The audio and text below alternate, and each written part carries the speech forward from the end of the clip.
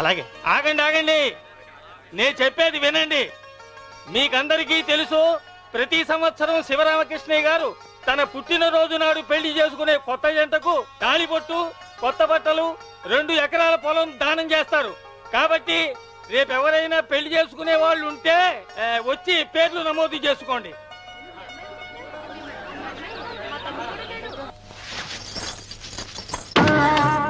పర్వాలేదులే, భగవంతుడు చల్లగా చూసుంటే శోభనం గదిలో నీ కొంగుముడి విప్పాల్సిన వాణ్ణి. డబ్బుందని రామన్నని పెళ్లి చేసుకున్నావు కదా. భిక్షపతి, నేను నీ వదిన్ని. కళ్ళు పోతాయా?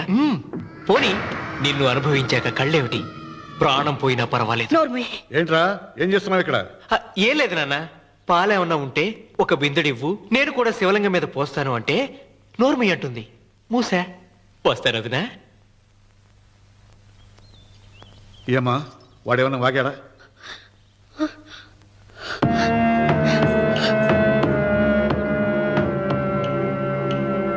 భిక్షపతి, అవును, అసహ్యంగా చండాలంగా వాగాను. చంపుతావా? చంపు. మీ తాత ముత్తాతలు జంతువులు చంపితే నువ్వు నన్ను చంపు. చంపి నా తల కూడా గుమ్మానికి వేలాడగట్టు. ఇదిగో, పుట్టినప్పటి నుంచి సీత నా భార్య అనుకున్నాను, ఆరాధించాను. నేను తాగుబోతుని, తిరుగుబోతుని, లపుట్టు వేదవునని చెప్పి ఆ సీతకు రామన్న చౌదరి గారికి దగ్గరుండి పెళ్లి జరిపించావు కదా. వాళ్ళ కాపురం కూల్చే వరకు నాకు మనశ్శాంతి ఉండదు. సీతని కట్టబెడితే పీటల మీద విషం దాకా చచ్చిపోతుందని బంగారు లాంటి రామునికిచ్చి పెళ్లి చేయించానురా. వెంటనే నీ పద్ధతి మార్చుకోకపోతే నువ్వు తినే అన్నంలో విషం కలిపి తప్పేస్తాను వెధవా. వద్దు నాన్న, వద్దు. ఈ చెప్పు దెబ్బ ఎప్పుడో కొట్టుంటే బాగుపడి ఉండేవాడిని. నాన్న, నీ మీదొట్టు, ఇంకెప్పుడు తప్పు చెయ్యను నాన్న, తప్పు చెయ్యను. నన్ను క్షమించు నాన్న. ఏర్పాట్లన్నీ పూర్తయ్యాయా? అది ఏమైంది లోకేశ్వరరావు? 50 జంటలు నమోదు చేయించుకున్నారండి. అందులో 30 జంటలకి దానం చేయడానికి మాత్రమే మన దగ్గర భూమి మిగిలి ఉంది. మరి మిగతా 40 ఎకరాలు అంటే మన పొలమంతా? ఈవేళ బాబు గారు, ఎన్ని సంవత్సరాల నుంచి దానం చేసుకుంటూ వస్తున్నారు. కొండలైనా కరిగిపోవలసిందే కదా. మరి ఇన్నాళ్ళు నాకెందుకు చెప్పలేదు? మీరు పుణ్యకార్యం చేస్తున్నారు, మిమ్మల్ని ఇబ్బంది పెట్టడం ఎందుకని. రామన్న పేరుతో 2000 ఎకరాలు ఉండాలిగా, అందులోంచి రాసేవాడిని. అందులో మిగిలిన 60 ఎకరాలే ఇప్పుడు రాశానండి. ఆయన పేరు మీద గజం భూమి కూడా మిగలలేదు. రేపు శుభకార్యం ఆకూడదయ్యా. నూతన దంపతులు నా ఇంటి దగ్గర నుంచి నిరాశగా తిరిగి వెళ్ళకూడదు. నాతోరా జగన్నాథం. అన్నయ్య, నువ్వు ఈ సాయం చేస్తే నా పరువు కాపాడిన వాడి అవుతావు. 40 ఎకరాలే కాదు, నా యావదాస్తి మొత్తం నాకు ఇస్తాను, నా ప్రాణాలను ఇస్తాను. లోకేశ్వరం, అయ్యా, కాగితాలు.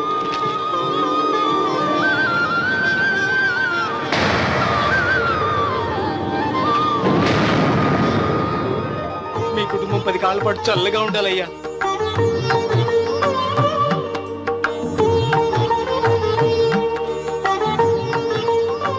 నీ పొలం వాయన దానం చేస్తాడు, పేరు తెచ్చుకుంటాడు. ఇంకా నీకే మిగులుతాది, గబ్బు లేచిపోతావు. తొందర పడకు, చూస్తావుగా. ఒరే రావుడు, ఈ భోజనాల కార్యక్రమం చూస్తుంటే నాకు తిరుపతి దేవస్థానం గుర్తుకొస్తోందిరా. నువ్వైనా చెప్పచ్చు కదా మీ నాన్నకి, ఈ దానాలకు అంతే లేదా? ఎదుటివాడికి ఇంత పెట్టడంలో ఆయన ఆత్మసంతృప్తి పొందుతున్నారు. ఆ పుణ్యమే ఆయన నిండు నూరేడు బతికిస్తుంది. నువ్వు అన్నం వడ్డించి. ఇదంతా నీ పుణ్యమేరా. అంత మాటలు కన్నయ్య. హర హర మహదేవ్ శంభో శంకర. ఓం నమః శివాయ. పెదనాన్న. ఏం బాబు? పెదనాన్న, నాన్న. ఏమిట్రా? నాన్న నోరు. ఏమిటో చెప్పరా. మా నాన్న నోరు తెరిచి నిన్ను అడగలేక నాకు దస్తావేజీలు ఇచ్చి పంపించాడు. దేనికి? మీరు మా దగ్గర తీసుకున్న పొలానికి గాను రుణపత్రం రాయించుకు రమ్మన్నాడు.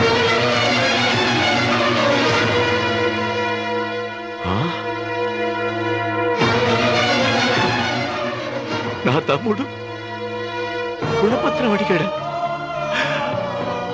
అయ్యో, సంతకం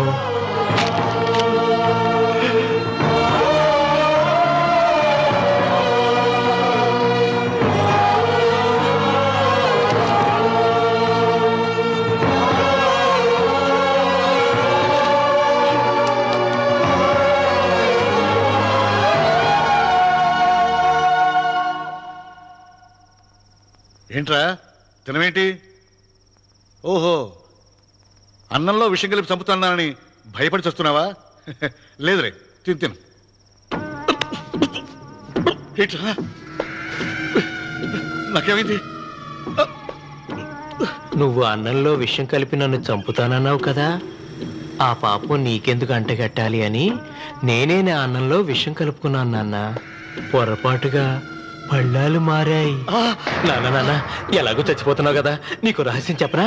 ఇంతకు ముందే మీ అన్నయ్య చేత దొంగ దస్తావేజీల మీద సంతకం పెట్టించుకున్నా. వాళ్ళని వీధిలోకి తీసుకొస్తా. నాన్న ఈయనతో నీకు చెప్పాక నేను ఎందుకు బతికిస్తాను? నాన్న చిన్నప్పుడు నీ గుండెల మీద ఆడుకుంటే తెగ ఆనందపడేవాడు కదా, పోయేటప్పుడు కూడా ఆడుకుంటా ఆనందపడే. చల్ చల్ గుర్రం చలాకి గుర్రం, చల్ చల్ గుర్రం చలాకి గుర్రం, చల్ చల్ గుర్రం చలాకి గుర్రం, చల్ చల్. నాన్న అయ్యో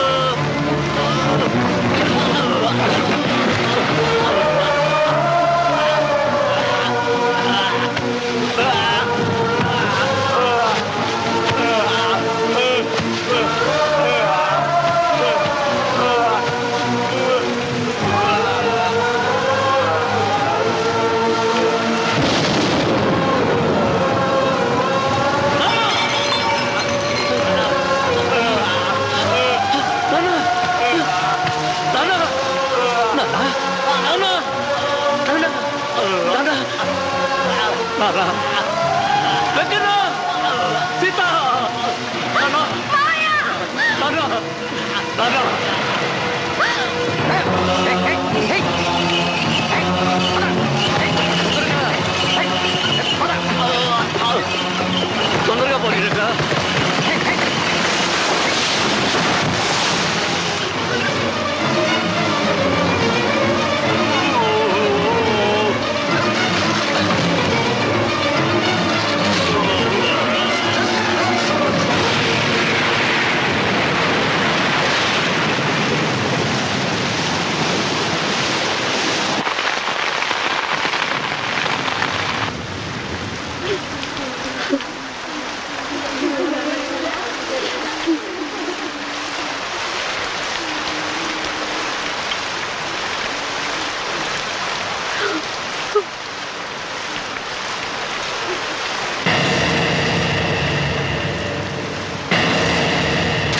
అందరికీ నమస్కారం.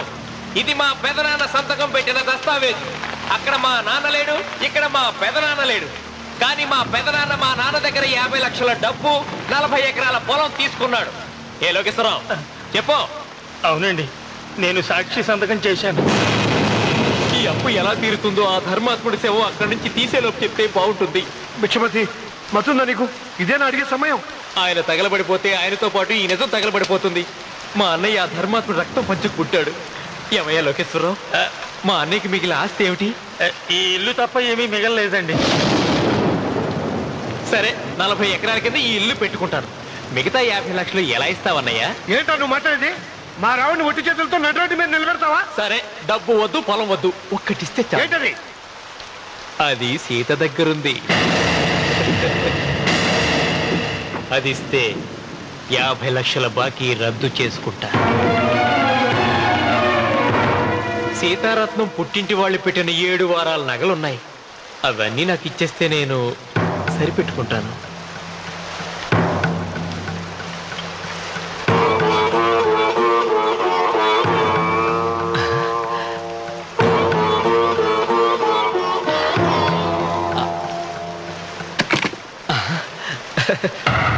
అదేమిటి, నీ మెళ్ళ ఉన్న మంగళసూత్రం బంగారం కదా, అది కూడా తీసిపెట్టు.